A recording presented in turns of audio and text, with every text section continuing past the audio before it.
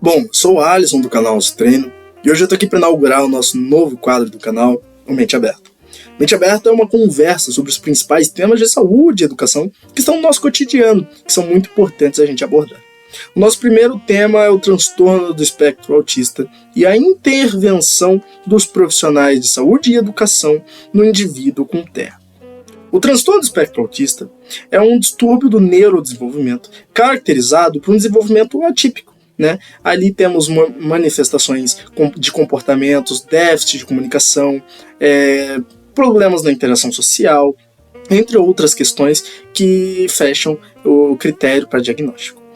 Os primeiros sintomas eles costumam aparecer já na primeira infância, nos 2, 3 anos de idade. Mas isso não significa que o diagnóstico não possa ser feito de forma tardia. Pode acontecer do diagnóstico ser feito apenas na fase adulta, por conta de uma camuflagem dos sintomas desse indivíduo. Muitas questões ambientais podem interferir no diagnóstico, por não perceber os sintomas, por não perceber a camuflagem, e isso pode levar ao diagnóstico tardio.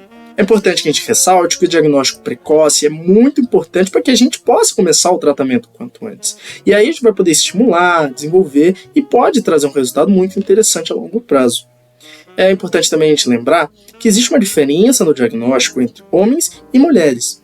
É muito comum casos de mulheres no transtorno do espectro autista apresentarem um efeito chamado masking, que seria uma camuflagem dos seus sintomas para poder se introduzir dentro de um ambiente, dentro de um grupo social. Então, seria uma imitação dos comportamentos de pessoas neurotípicas. E isso pode levar ao diagnóstico tardio também, e, consequentemente, ao tratamento tardio. Os principais sintomas ali podem ser comprometimentos na fala, comunicação social, Temos casos de autistas não verbais, que não utilizam de expressões verbais para se comunicar. Temos questões de comportamento, estereotipias, os comportamentos repetitivos, que são formas do indivíduo no transtorno do espectro autista expressar ali o seu sentimento, como está se sentindo perante aquela situação, como está, é a forma dele se expressar, já que verbalmente ele tem essa limitação, ele tem essa dificuldade. Muitos casos também de comportamentos literais, Então, não entender, por exemplo, frases de duplo sentido, não entender, por exemplo, interações sociais com duplo sentido, é muito literal, a fala que aconteceu é aquilo e ponto, e isso pode acontecer também, pode ocorrer.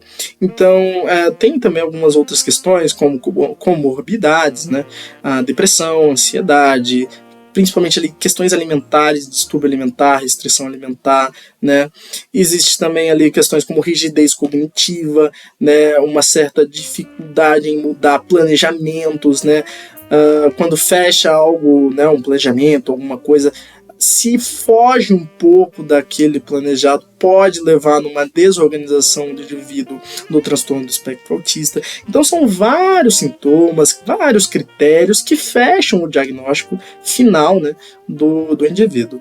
Uns pontos são importantes para os profissionais que estiverem trabalhando nessa área, a equipe multidisciplinar, TO, psicólogo, professor, profissional de educação física, fisioterapeuta, são muito importantes para a gente trabalhar, para a gente entender como funciona, que é a particularidade de cada caso. Muitos casos apresentam um hiperfoco, e esse hiperfoco pode ser muito individual, muito particular, como, por exemplo, um jogo de futebol, videogame, comida.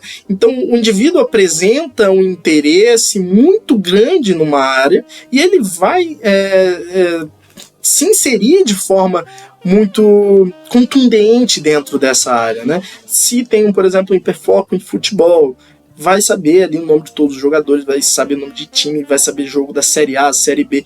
Então, o indivíduo apresenta ali, questões muito particulares, muito individuais, e isso é muito importante para, na hora, o profissional saber trabalhar. né? O profissional de educação física, aqui nesse caso específico, precisa entender cada caso antes dele trabalhar, antes dele estimular, né? Por exemplo, os casos que apresentam algum comprometimento na parte motora, né, na psicomotricidade. Muitos casos, né, de indivíduos no transtorno do espectro autista apresentam hipotonia, né, que seria fraqueza muscular também, né, mas não só esses comprometimentos motores. Existem comprometimentos motores que são afetados por comprometimentos sociais, né, muito por conta do isolamento, da timidez, da limitação na comunicação. Então, por conta desses sintomas, o indivíduo, por exemplo, não tem uma interação com outras pessoas da idade, né? Às vezes a criança ali não quer jogar futebol com os outros, prefere jogar futebol sozinho. E isso pode levar, sim, numa mudança comportamental e também do motor, né? Motor ali, da psicomotricidade. Então, pelo fato dele não ir jogar bola com os outros amiguinhos na faixa etária dele ali, que ele tá aprendendo a cair, que ele tá aprendendo a correr, que ele tá aprendendo a manusear objetos, isso tudo fica em falta, né? Então, esses estímulos acabam não surtindo efeito ali, e alguns movimentos, algumas coisas, o indivíduo pode não aprender, ou não aprender de forma completa. Então, isso pode comprometer também a questão motora. Então, é importante o profissional, nesse caso, como eu disse, de educação física, entender a particularidade daquele caso, né? Ele gosta de jogar futebol sozinho, mas ele não joga com os colegas. Como eu vou intervir nessa situação, né? Como é que eu vou trabalhar nessa situação? E aí entra um caso muito importante, que é a psicomotricidade relacional. E aí entra a psicomotricidade relacional, né, que é um método que explora diversas formas de comunicação, né? A base da teoria da psicomotricidade relacional, criada, né, por André Lapierre, é a concepção global do humano, né, do ser humano, né, do meu indivíduo, de ele saber lidar consigo, de saber lidar com o outro, de saber lidar com o mundo. Então é muito importante essa forma, né, de lidar através da expressão, né? Então você vai trabalhar ali com o indivíduo, com a criança, né, dentro das suas particularidades, dentro das suas individualidades, né, questões que possam levar ele depois a interagir com outras pessoas e, consequentemente, com o mundo. Então, por exemplo, no caso do futebol, que é muito claro, o menino que gosta de jogar futebol, mas gosta de jogar sozinho, como eu posso trabalhar essa particularidade dele, para que ele possa depois escolher se ele quer jogar sozinho, se ele quer jogar com os amigos, porque ele pode escolher ali dentro dessas opções que foram trabalhadas, né? Como ele pode se expressar. Muitas vezes a gente não quer jogar futebol com o outro, quer jogar sozinho, mas isso sendo uma opção, né? Esse primeiro episódio ficou bem focado na forma que o profissional de educação física pode intervir, né? Mas a gente também vai saber o olhar de psicólogos, de TO, de fisioterapeutas, isso tudo ao decorrer do tempo, né, que a gente for trabalhando. É importante a gente só lembrar que tudo isso, levando em consideração as particularidades, a individualidade, caso de cada caso, podem levar, sim, melhoras significativas na comunicação, participação, ali também desenvolvimento da fala, né, expressão corporal, expressão verbal. Tudo isso trabalhado de forma multidisciplinar pode levar para a gente alguns resultados que, a longo prazo, podem ser muito interessantes. Mas é isso, gente. Obrigado por acompanhar esse novo quadro comigo.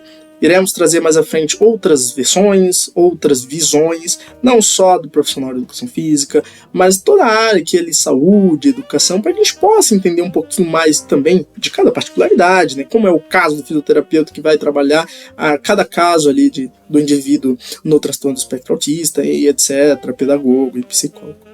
Mas é isso, espero que vocês tenham gostado, compartilhe e comente também no nosso canal do YouTube, vai ficar disponível no canal, no Instagram, em breve vamos também soltando próximos episódios desse novo quadro.